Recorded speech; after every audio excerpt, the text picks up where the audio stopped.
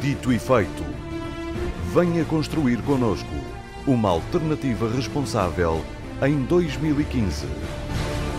Ora, muito boa tarde, sejam então bem-vindos à primeira edição do Dito e Feito, programa que vai estar todas as quintas-feiras na sua companhia, logo depois das notícias da Luma. Todas as semanas, um tema diferente, convidados diferentes, uma conversa desprendida, mas comprometida. Para a estreia, o presidente do CDS-PP Madeira, José Manuel Rodrigues. Presidente, este espaço de debate e de reflexão que hoje aqui se inicia para todo o auditório da Madeira vai fazer companhia aos madeirenses durante alguma temporada. Escolhemos para este tema de abertura aquilo que tem sido nos últimos dias muito discutido ao nível político, que é a questão das tarifas aéreas entre o continente e a Madeira. Você foi um dos coordenadores de um programa, de um trabalho feito a nível da Assembleia da República em 2012. Penso que aí já haviam algumas ideias plasmadas daquilo que agora é reclamado pelos madeirenses. Boa tarde aos ouvintes. Eu até recuaria até 2008. A quando da liberalização em 2008, o CDS avisou de que essa liberalização devia ter algumas regras.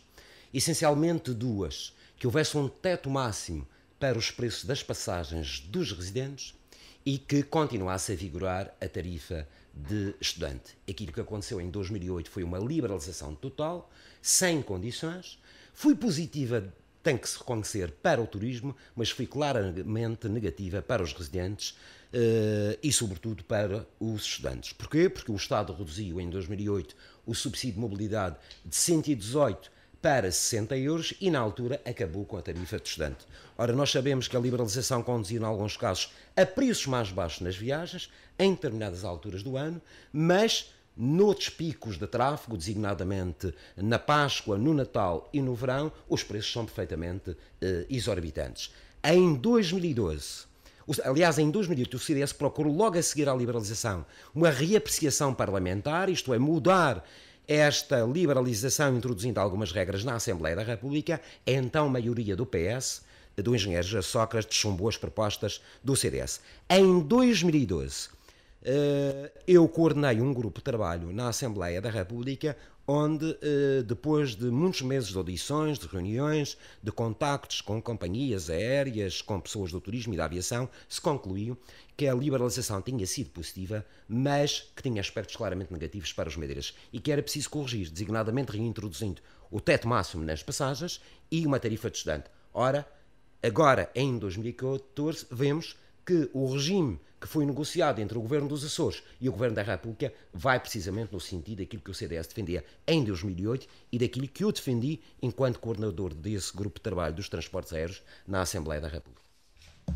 Nós temos assistido a uma discussão muito acesa em relação a isto, mas foi sobretudo depois do anúncio por parte do Governo dos Açores de que de facto vai partir para um processo de liberalização completamente distinto daquele que vigora na Madeira. Como é que os madeirenses poderão ter uma proximidade a esse projeto açoriano? Eu acho que o Governo Regional da Madeira já deveria ter pedido ao Governo da República a formação de um grupo de trabalho para estudar precisamente a revisão do modelo de ligações aéreas entre a Madeira e o continente. Que se sabe, isso ainda não aconteceu, e o CDS, a única forma que tem de pressionar o Governo Regional foi lançar uma petição popular, que felizmente já tem cerca de 1.500 assinaturas, em que se pede aos dois governos que criem esse grupo de trabalho, membros do Governo Regional, membros do Governo da República e membros do INAC, e também eventualmente da Inspeção-Geral de Finanças, que é quem paga o subsídio de mobilidade, para precisamente encontrar um modelo semelhante ao dos Açores. Eu recordo que o modelo negociado para os Açores vai no sentido de cada açoriano numa deslocação ao continente só pagará no máximo 134 euros. E no caso de ser estudante, pagará apenas 99 euros. Ora, a Madeira, com distâncias menores em relação ao território continental, tem que ter, no mínimo, tarifas idênticas àquelas que vão ser praticadas no próximo ano para os Açores. Teremos que acrescentar aí que esses 134 euros vigoram para todo o ano.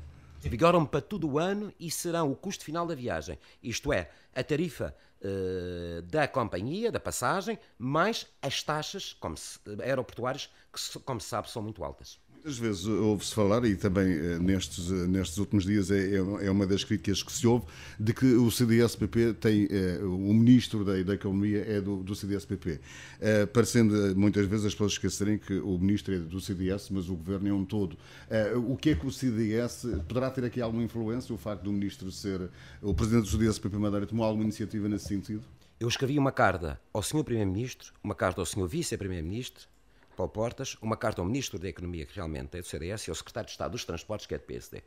E, portanto, o que é preciso é fazer pressão política, em vez de andarmos a saber o Ministro e o Secretário de Estado que partido aqui, é fazer pressão política no sentido de se conseguir globalmente, contudo, o Governo, um acordo para os transportes aéreos da Madeira. Isto é absoluto, e transportes marítimos também. Esta matéria é absolutamente crucial para o desenvolvimento, quer da Madeira, quer dos Açores. Os Açores conseguiram negociar, até com algum secretismo, digamos, secretismo no sentido, porque as negociações não eram públicas, conseguiram negociar um modelo de liberalização que me parece claramente favorável ao turismo açoriano e, sobretudo, aos residentes nos Açores. Ora, a Madeira tem um modelo de liberalização que foi favorável para o turismo, pode ser ainda melhor também para a indústria turística, mas tem que melhorar claramente em relação aos residentes. É isso que tem que ser feito. Pressão política junto do Governo da República para criar este grupo de trabalho para rever um modelo de liberalização. Essa pressão já não devia ter partido do próprio Governo Regional? A verdade é que já em 2008, volto a recordar, o CDS, quando a liberalização, ao contrário do Secretário de Estado, então Bernardo Trindade, e da Secretária Regional Conceição Estudante, que classificaram o momento histórico, o CDS disse que cuidado com esse momento histórico, porque ele poderia ter consequências negativas para os madeirenses. E isso veio a verificar-se. Em 2011, 2012, voltámos a fazer disto uma nossa bandeira. E vamos continuar até que a Madeira tenha uma liberalização mais favorável e tenha preços mais acessíveis para a mobilidade dos madeirenses. O que aqui está a acontecer é que não está a ser cumprido o princípio da continuidade territorial, e isso é mau na mobilidade dos madeirenses, mas também constrange e afeta a própria atividade económica.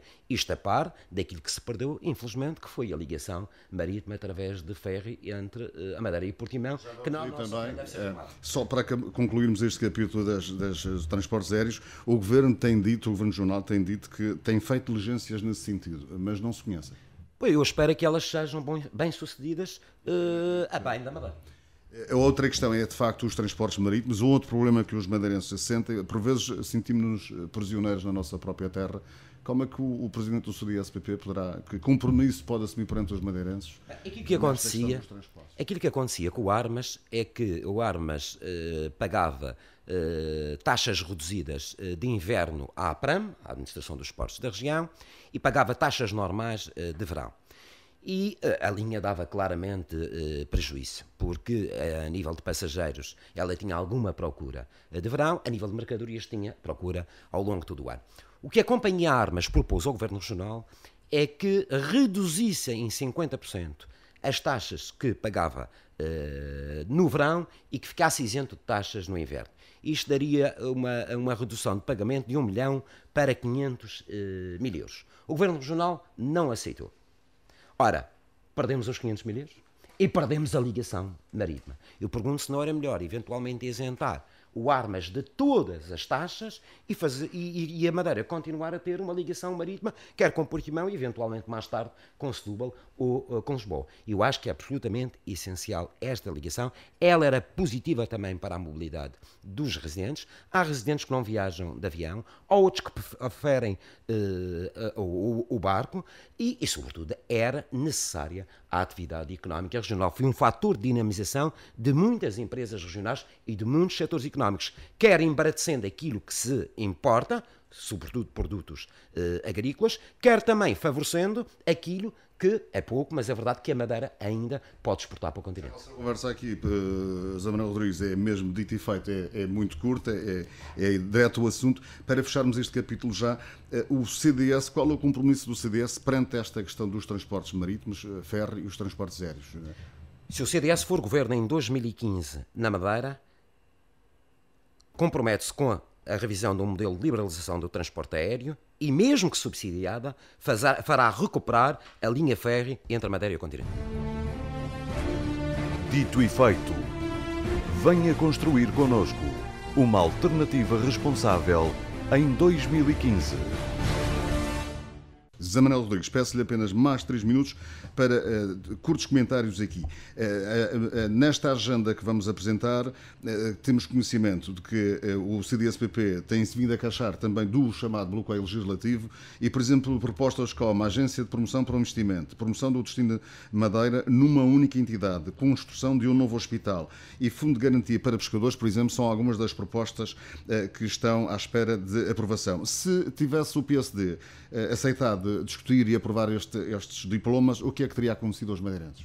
Bom, eu acho que o CDS, desde há muito tempo, tem razão antes do tempo na Madeira em determinadas matérias. Se o Governo Regional do PSD ouvisse o CDS mais cedo, eventualmente não teríamos nesta crise económica e financeira e, sobretudo, a Madeira não teria atingido os níveis de endividamento que atingiu, uma dívida monstruosa que conduzia a região a ter que assinar um plano de ajustamento económico e financeiro que está a ser perfeitamente incomportável para as famílias e para as empresas da região. É necessário uma agência de promoção e de captação de investimento para a Madeira, é necessário concentrar na agência de promoção da Madeira todas as verbas destinadas à promoção turística, em vez de andarmos com várias entidades a fazer diferentes promoções turísticas, é necessária a construção de um novo hospital de forma faseada com o apoio do Estado e com fundos europeus e, só para citar os assuntos de que falou, um fundo de garantia salarial para os pescadores quando tivermos que fazer defeso das pescas, designadamente da espada,